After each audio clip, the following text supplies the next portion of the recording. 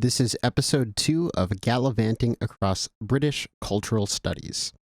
This episode, I'll be looking at the first chapter of British cultural studies, An Introduction by Graeme Turner, which provides a very nice overview and foundation for the field.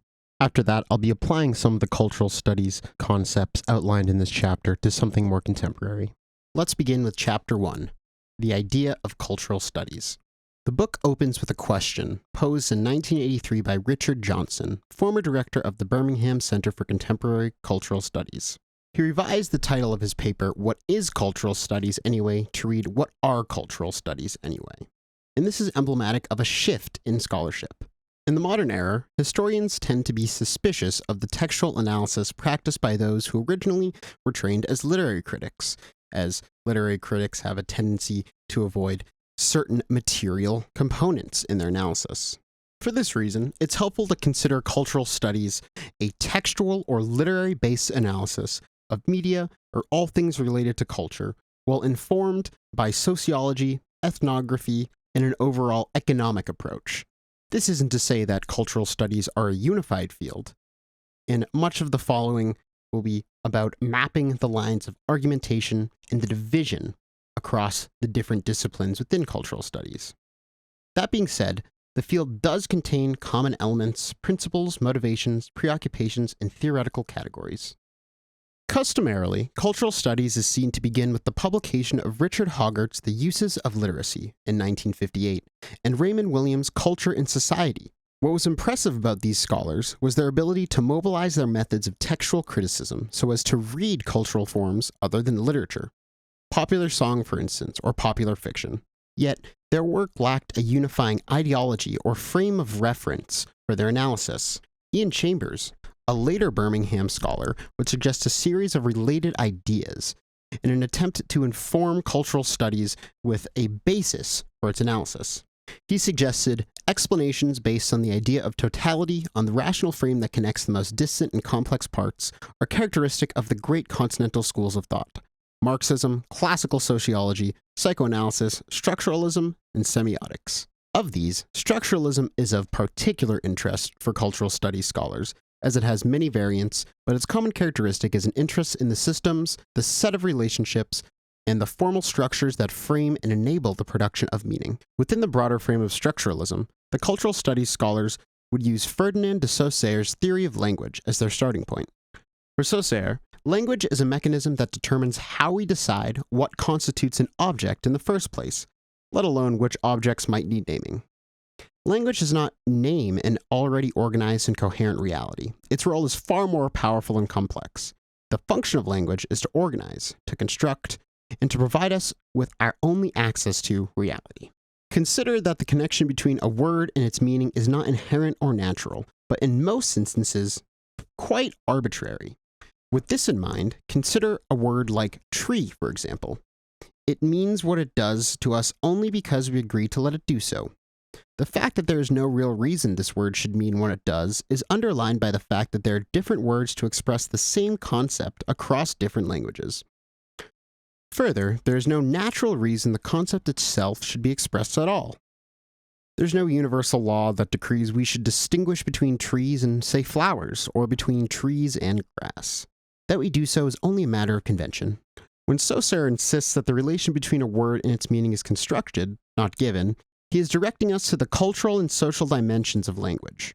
Language is cultural, not natural. And so the meanings it generates are too. We can think of language as a system of relationships. It establishes categories and makes distinctions through networks of difference and similarity.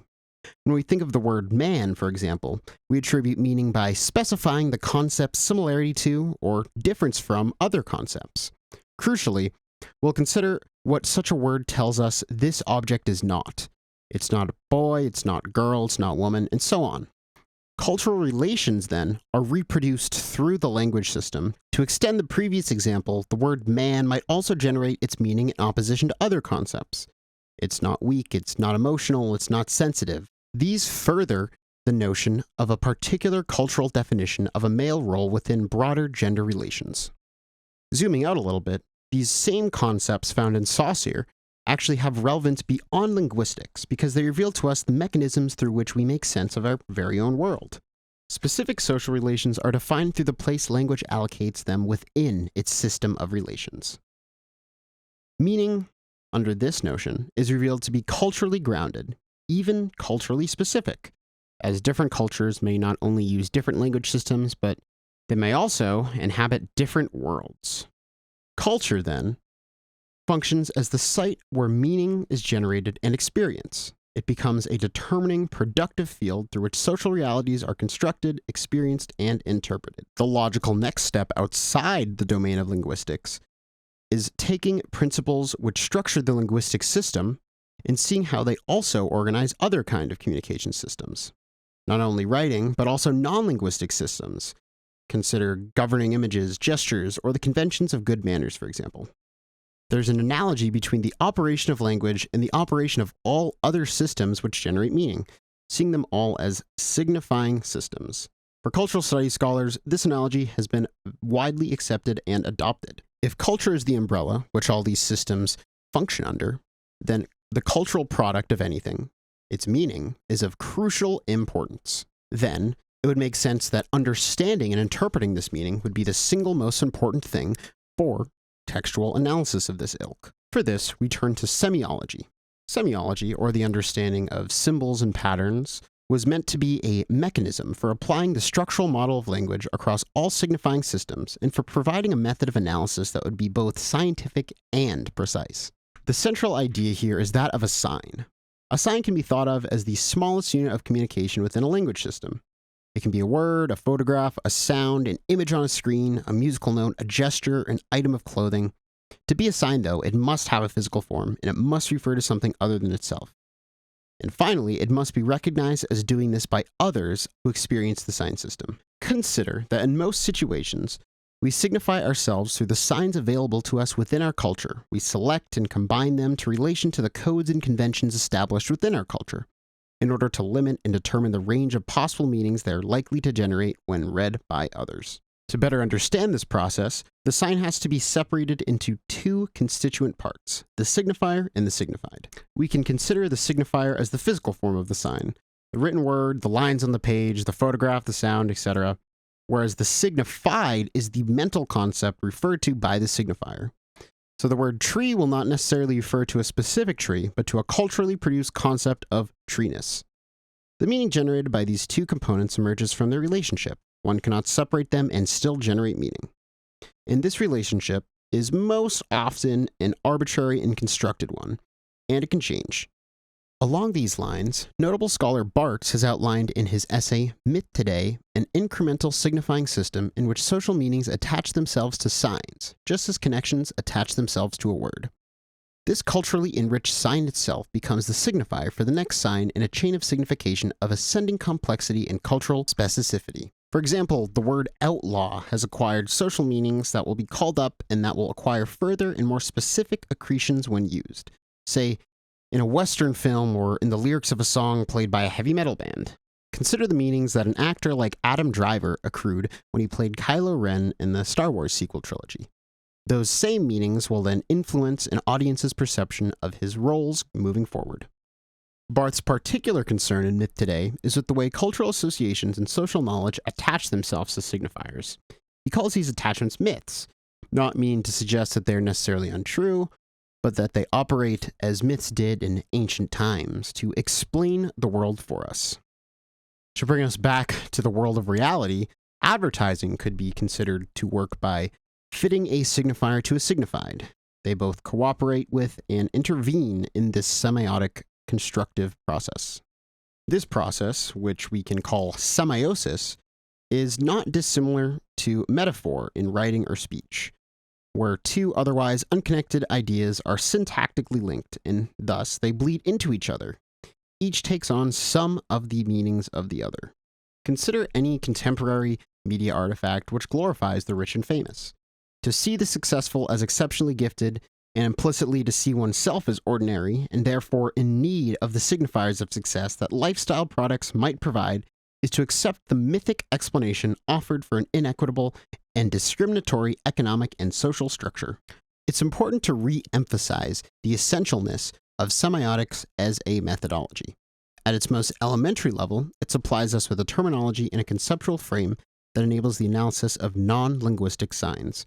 It's widely deployed in the analysis of film and television, as its value clearly lies in the ability to deal with sound, image, and their interrelation. In television studies particularly, semiotics break with an aesthetic mode of analysis, and its relative independence from notions of authorial intention are very valuable. The strategy of calling the subject of analysis a text is appropriated from literary studies and depends upon an analogy between the close analysis conventionally applied to literary texts and the close analysis cultural studies applies to popular cultural texts. In sharp contrast to traditional literary analysis, however, structuralist influence on the application of semiotics to popular cultural texts has insisted that critique should not limit itself to the structures of individual texts, but should use such texts as the site for examining the wider structures that produce them, those of culture itself. While textual analysis is important and makes up the majority of what we would consider cultural studies, the text itself is still only a means to access the cultural study. It's a site where cultural meanings are accessible to us, rather than as a privileged object of study in its own right. The precise nature of cultural studies' interest in these meanings is important too.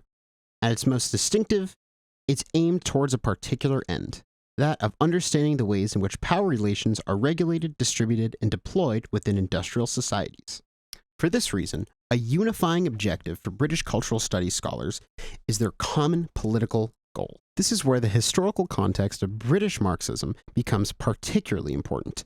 Facing widespread backlash after World War II in the formerly Allied nations, Marxism often faced immense critique and stereotyped notions of the ideology within academic circles. These would categorize the thought as monolithic and revolutionary in nature.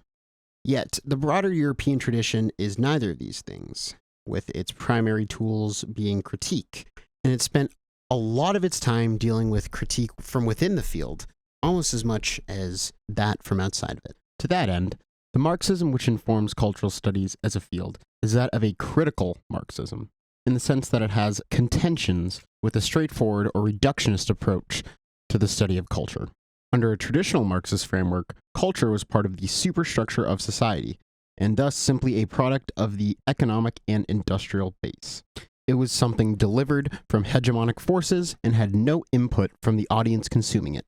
In opposition to this notion, we see Althusser's argument that key ideological apparatuses are every bit as significant as economic conditions. In that sense, cultural studies has insisted that culture is neither simply dependent on nor simply independent of economic relationships. Rather, as Althusser would argue, there are many determining forces, economic, political, and cultural, all of which compete and conflict with each other in order to make up the complex unity of society. We can think of the classic Marx aphorism that men make their own history, but not in the conditions of their own making, as the dictum of this field then. Related to that is the conception of ideology which cultural studies scholars use, which stands in contrast to the traditional notion, which sees ideology as a kind of veil over the eyes of the working class. Going off of Althusser's definition of ideology, we can see it as not strictly false, but more so as a conceptual framework through which men interpret, make sense of, experience, and live the material conditions in which they find themselves. For good or ill, the world it constructs is the one we will always inhabit. Thinking back to the preoccupation with language which informed much of the earlier discussion, it makes sense then that ideology would have to saturate language. The language system, as an ideological framework, is always there and present in society before anyone comes into contact with it. For this reason, ideologies must be examined not only in language and their representation, but also in material forms, institutions, social practices through which we organize and live our lives. Since ideology manifests in material forms, the primary focus of ideological analysis for British cultural studies has been on the media, in particular how the media defines social relations and political problems. Another key point to consider within this framework is that ideology not only produces our culture, but it also produces our consciousness of ourselves. In many Western societies, the romantic notion of individualism is the basis for many individuals' self-conception. And it's for this reason that Marx's critique seemed to engage directly with this ideological framework. Marxism has always seen the notion of individualism as a central supporting mythology for capitalism. And the placement of the individual at the center of history and myths has been vigorously resisted by its critics. Althusser's critique of individualism, based on his notion of ideology, however, is very different from the traditional ones.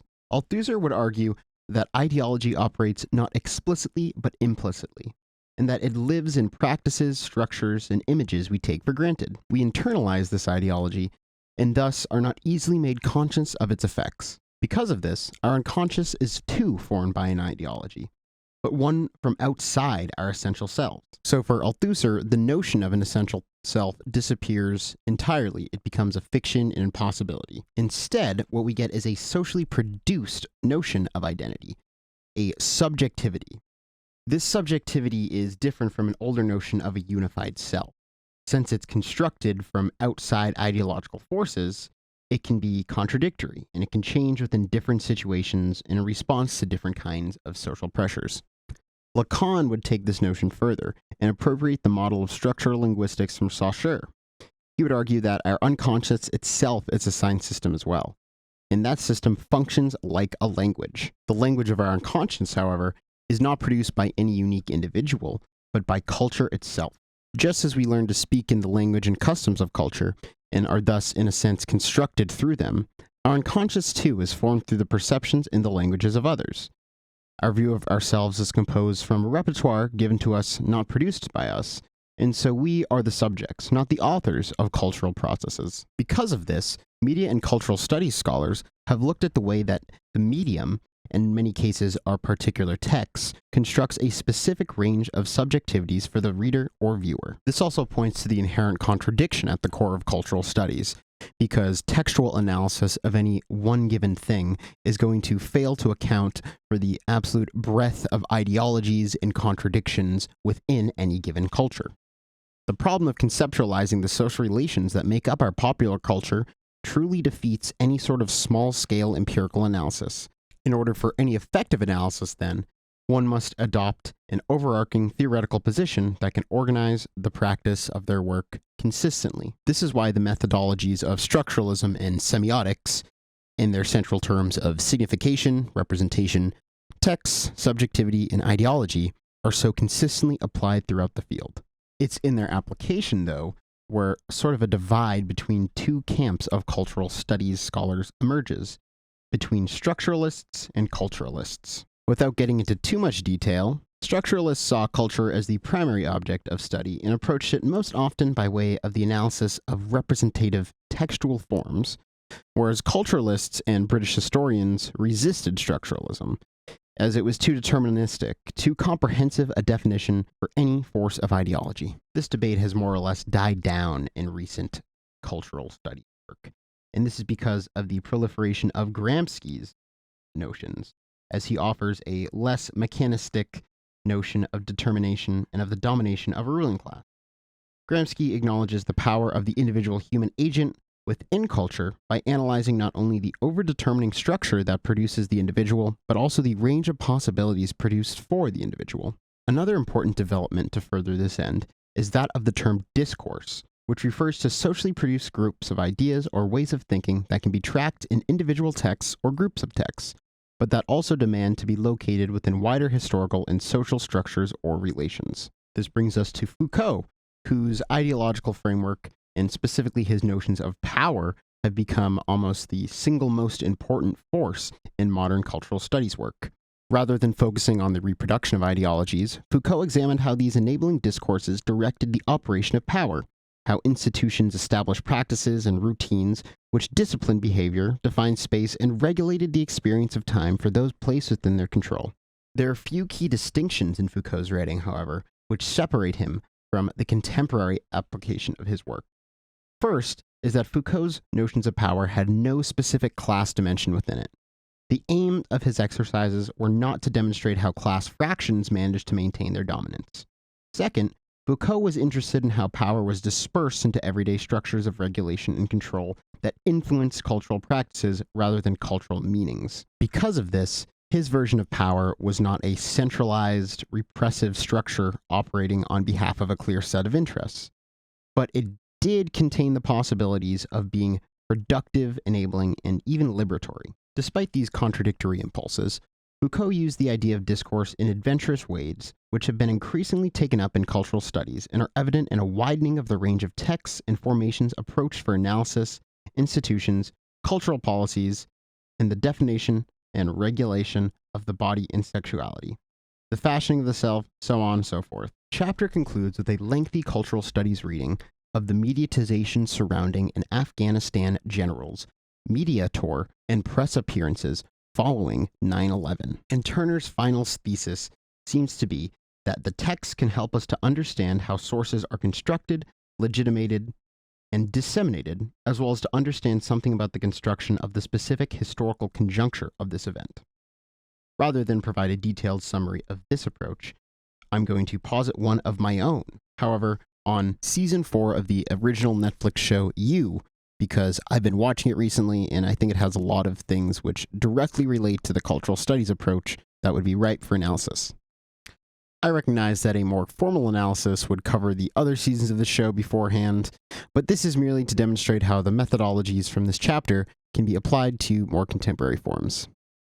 You, Season 4, depicts a uniquely American perspective of posh British aristocracy and melds traditional notions of this idea that Brits are materially superior to uneducated Americans with the dissonance and inevitable reality of the social media era. The show has a very schlocky setup which features a neurotic American as he goes incognito as a professor in London after faking his own death stateside, where in London, of course, he comes into contact and finds himself surprisingly involved with a group of eccentric and incredibly wealthy English socialites. Narration from our main character, the obsessive stalker slash lover slash killer slash absurdist parody of Dexter, Joe, consistently nails home the disconnect he feels as a working class American having been supplanted into the material royalty of London's upper crust. Repeatedly, Joe refers to the cast of zany characters using notable cultural signifiers like Marie Antoinette, or guillotine fuel, or living proof that Marx was always right. And obviously, these not only play on the class dimension at play here, but also tie into an American audience's cultural notions of European aristocracy. Joe finds himself in the role of a literature professor at a prestigious British college, and despite having no formal education, he assumes the role of a traditionally aristocratic post and is shown to be very good at the job, one which is inhabited by several of his newfound connections who, unlike Joe, all of which, despite their class position and innate British superiority, are demonstrably atrocious at it. In fact, this is a running theme, as almost all of the aristocrats occupy positions like tech investors or avant-garde art curators or pop memoirists, all of which are connected with cultural notions of class that us Yankees associate with Brits. Season 4 of You turns many of these associations utterly on their head by showcasing the utter inability that any of Joe's British colleagues have in their respective positions, and their failure to deal with normal human emotions and responsibilities despite their clear education and material advantages. It's a running gag as their groups slowly die one by one in increasingly extravagant ways that none of them actually care about each other or really anything, and they just float through this privileged lifestyle with a detached childishness, one which stands in sheer contrast with our traditional notions of British nobility. That brief analysis didn't feature any of the specific terms found in the cultural studies reading, but it is pulling from a lot of the notions of discourse, subjectivity, cultural construction that it articulates. In a significantly longer paper, it'd be very easy to tie many of those themes, expand upon them, to a more strict Marxist framework, one which considers ideology and mechanical reproduction in its analysis. Thanks for listening to episode 2 of Gallivanting Across British Cultural Studies. Next week, I will continue to delve into this text. Not quite sure which chapter yet, because just this one took quite a long time. But stay tuned. Thanks for listening.